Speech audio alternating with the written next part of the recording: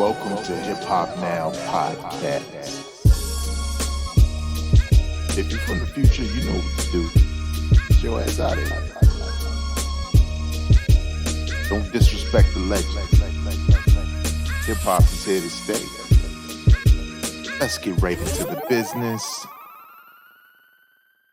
What up, y'all? I am your host, Vegas, and this is Hip Hop Now Podcast, a podcast specifically designed for you to stay caught up on all things hip hop, music, and culture that happened throughout the week. It's 2024. If you missed it, I did a whole show that was a preview of 2024, mainly about what albums I expect, what albums may happen, and what albums I wish would happen. And no, Detox is not on it. I've moved on finally. Dre is never going to. Dre's sitting on so many projects and albums because he doesn't deem them perfect that we're just missing out. And I get it. Dre. If it ain't perfect, it ain't right. Big shout out to the supporters over at patreon.com/hiphopnow. And if you would like to learn what that's all about, well, that's about getting exclusive content. But not only that, also you having a say in some of the content. Sometimes I do special episodes. You know, you may have a great idea and I'll say, hey, I'll do that. Something like that. So visit the link in the description of this episode. But if you feel like, yo, man, I ain't got it, man. I love your show, but I ain't got it. I can't afford to pay monthly for anything, even if it's $2. You don't even have to do that, man. You have a Twitter account. You have an Instagram account. You have any social media account. If you like this show as much as you say you do, well, share it on your platform, on your timeline, so people who you know, who are just like you, will enjoy it and hopefully become fans. We try to get to 500 on YouTube. Not a difficult task, but it takes people like you to subscribe and to share with others. And forums, right? You're on Discord, you're on Reddit. You know, you think it's a dope show, share it with people. That's all I ask. Free of charge. Feel me?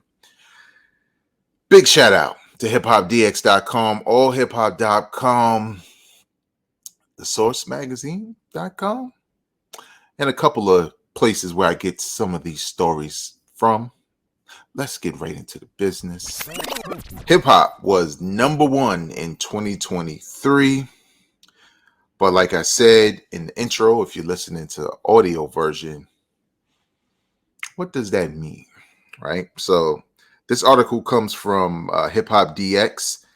Hip hop ranked number one genre of 2023 despite slow sales start. So I'm going to read a couple lines for y'all. Then you have to go and support Hip Hop DX and read the whole article. Hip hop may have had a slow start in the commercial space in 2023, but year-end reports indicate that it still reigned supreme upon crossing the finish line.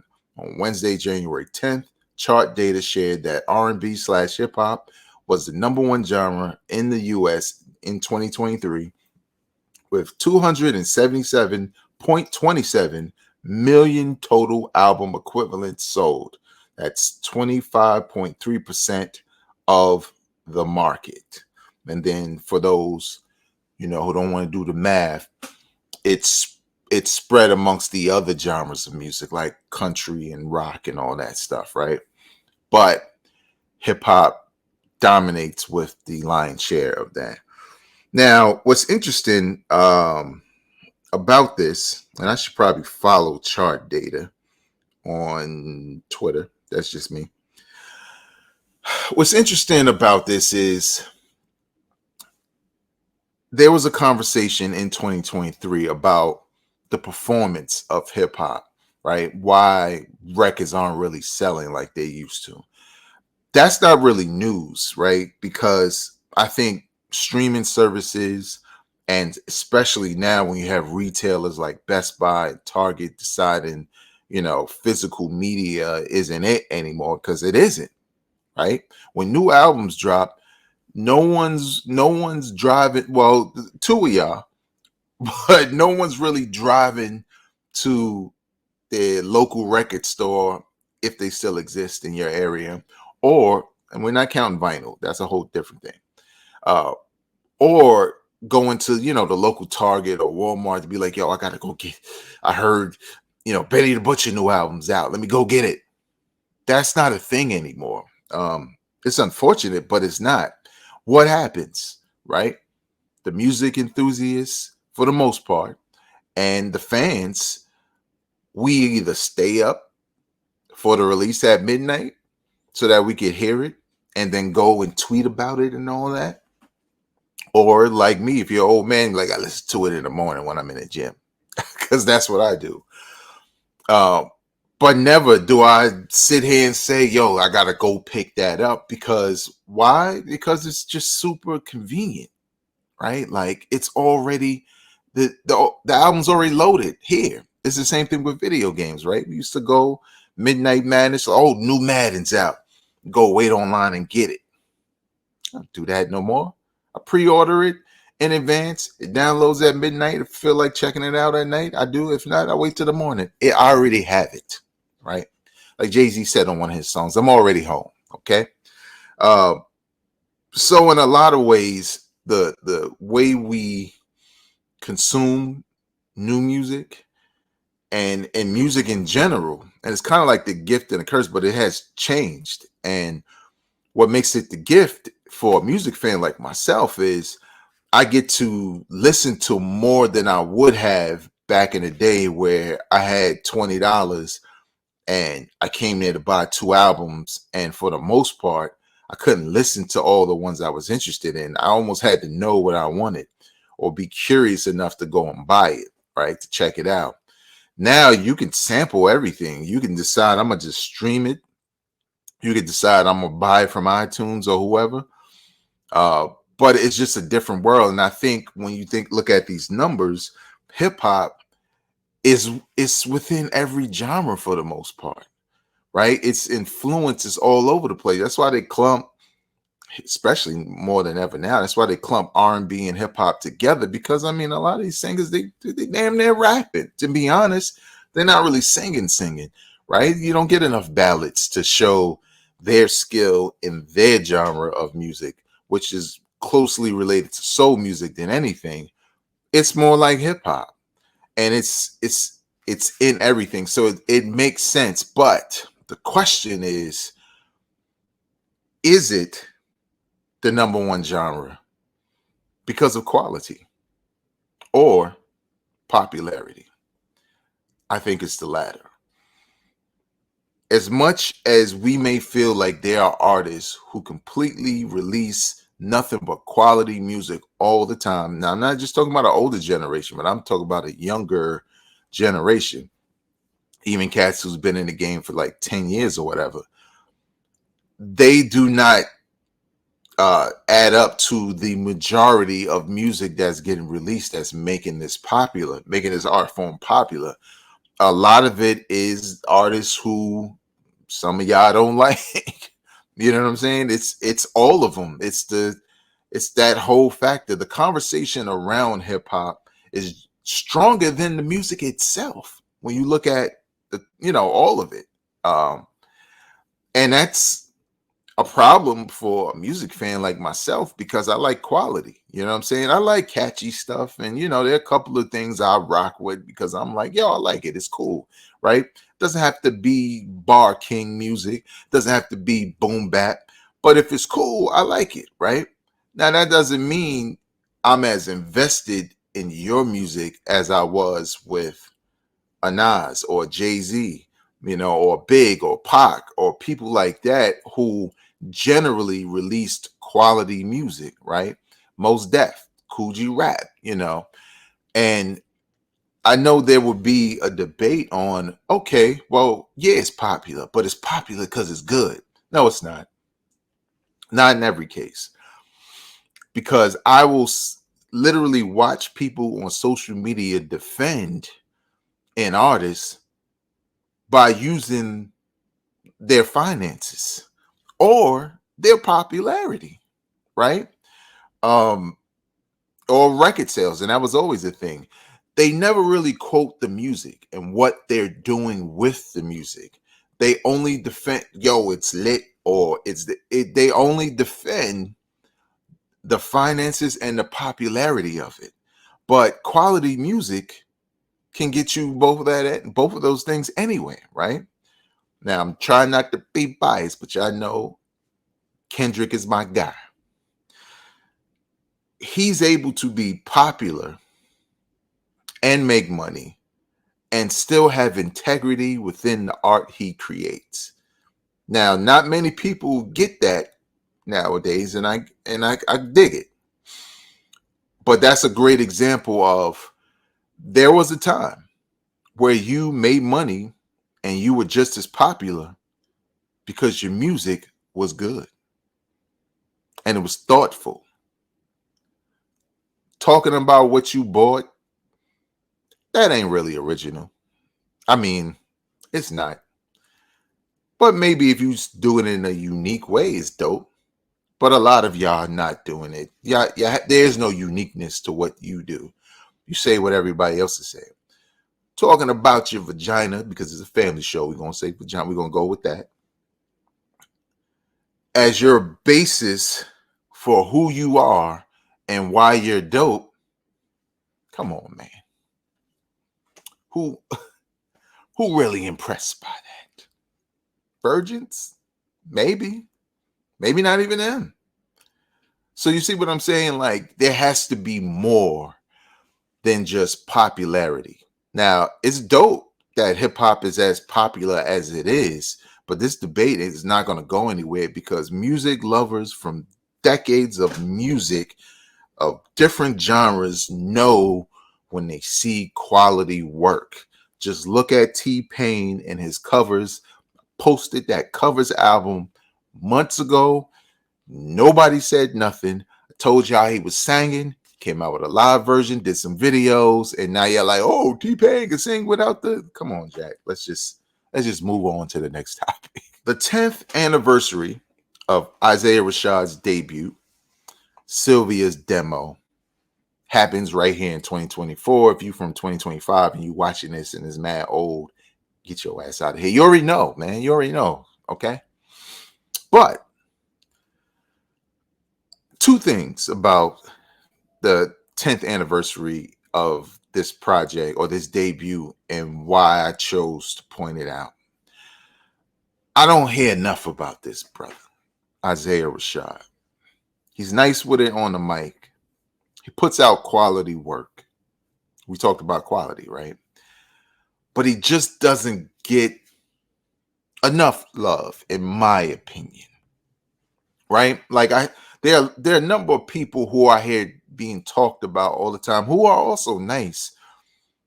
Who, I don't know, lyrically they just not as thoughtful about what they write and say, or personal. Well, let me not say personal. Maybe it's personal to them. But I feel like Isaiah Rashad is a very dope MC. When I first heard this debut, I was excited. I was extra excited when he signed to TDE because I was like, yo, that's where he belonged, right? It fits, it makes sense, it works. But I gotta keep it a buck. Cilvia's Demo is a very dope album by Isaiah Rashad, and if you haven't heard it, you should check it out. It's a throwback to the times where albums were albums. They were experiences. They weren't a collection of singles. They were experiences, right? Intro, interludes, themes tying together, to make one whole theme, just all of that good stuff, right? Where you walk away like, I like this cat, right? Potent. The music is potent, okay? The beats on that joint were dope. But I think the reason why most hip hop heads, that at least those around me that I know, don't really talk about him like that or know of him, but they're kind of like that, is because I don't think his TDE releases ever really lived up to the status that Cilvia's demo set, or as far as the expectations. Because I know for me, I was like, yes, he's on it. He got the debut. It's about to go down. And I liked it, but it just didn't feel the same. And you know what it felt like? It and don't get me wrong, his follow-up, his first album on TDE was pretty dope, right? I don't think Cilvia's demo was on TDE when it was released originally. So I don't know. Correct me if I'm wrong. But his follow-up, where I think it was called Rising Tirade or something like that. I do own it. I just haven't listened to it in a while. That just forgive me. I'm just gonna look through my list real quick. I'm gonna look real quick. The Sun's Tirade. I had it right. I just felt like something was missing, and I liked it. But it's a lot like when I first heard J. Cole, or when I first knew I really liked him, versus when he signed with Rock Nation and he had a demo, right? I mean, not a demo, he had his debut album. I felt like his mixtape run set a certain standard for what that debut was going to be. He was on a label that made sense for what I had heard on the mixtape. And the album was far from who I knew that cat to be. The same thing with Big Crit. Heard them mixtape joints, signed a Def Jam, you like, boom, he got money now. It's going to go crazy. And it did not. Because something was missing. It's difficult for me to even describe what that is, but I'm going to try. I think there's something to be said in certain instances where you record this thing when you're hungry for that deal, when you're hungry for that situation, and you have something to prove. And sometimes when people achieve that goal of landing that deal, getting that kind of respect from that standpoint, now they don't have the same drive. So they're kind of searching for that drive, because the drive was to officially get stamped. And sometimes you got to drop a dud or not really live up to expectations in order for that fire to come back. In some cases, I feel like with Big Crit, he back now. After he left Def Jam, I've liked every project, including the EP he dropped in 2023, late 2023. He felt back. Same thing with J. Cole. Had that first album, I'm like, nah, something ain't right. This ain't it. It's not the guy I know. And dropped Born Sinner, I was like, okay. I'm starting to hear him, and then he dropped this classic that I'm not going to name, but yeah, I know what it is. For those who don't know, 2014 Forest Hill Drive, okay? It's a classic. Stop it. But he's back, right? J. Cole's back. The dude from the mixtape was back. So I feel like with Isaiah Rashad, he hasn't gotten to that point yet. Like he's kind of there, but he's not. But maybe he evolved, but maybe he didn't necessarily have to evolve because he was already evolved on the debut, right? Cilvia's Demo. I already felt like he was a mature artist, right? So I don't feel like, oh, he matured more with these, and you don't like it because he matured. No, I liked him because he sounded like he was already mature on the debut. So give me more of that. I mean, I think it has more to do with the production choices than it does what he's doing with his pen, because I feel like his pen hasn't changed that much. I just feel like the production was just better on Cilvia's Demo than me. It showed, it was more range. I'll just say that much. It was more range in it, right? Whereas now it feels more polished when it doesn't need to be polished.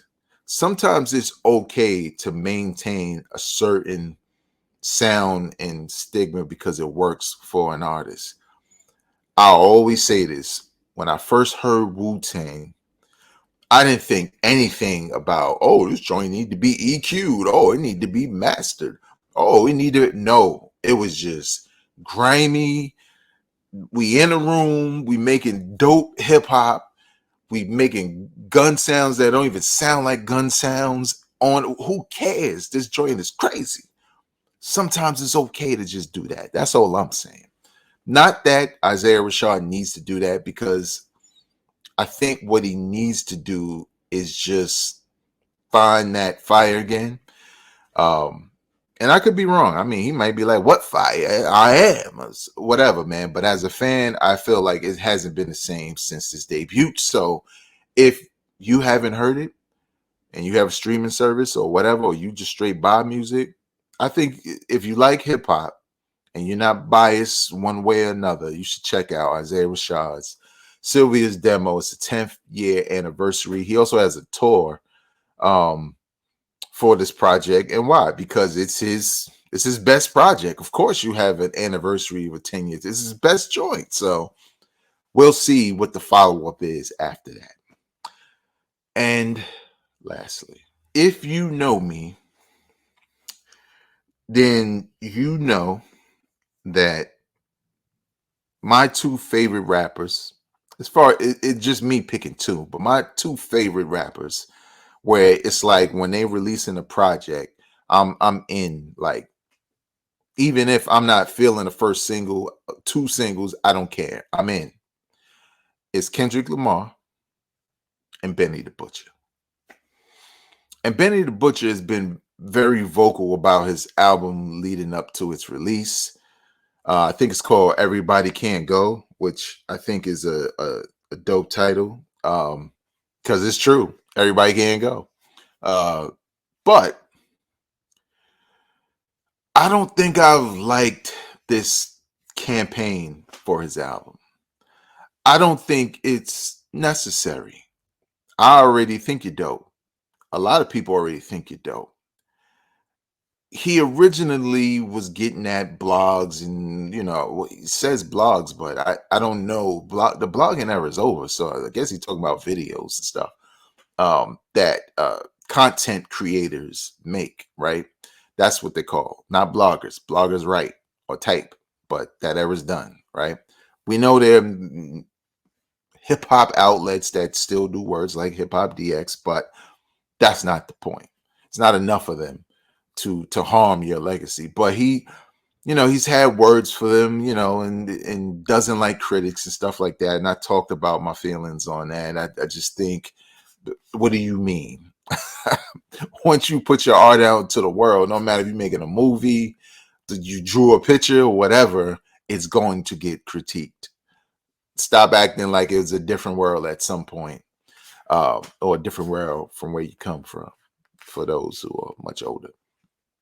But now, like, it's like a week before I think his album comes out, he already dropped two singles, from which I wasn't. It's not whack. It just wasn't capturing the feeling for me. It was cool, but yeah. But now he's released a third single. And by the way, if I hadn't mentioned, he's working with Hit Boy on this joint. So, we're looking for some magic. And I think the third single is exactly what I wanted, right? It's a song called Braun. It's straight up what you know from Hit Boy and what you know from Benny the Butcher. Joint is hot, right? Album's on the way. But then Benny the Butcher decided he was going to do more talking. This is what he said.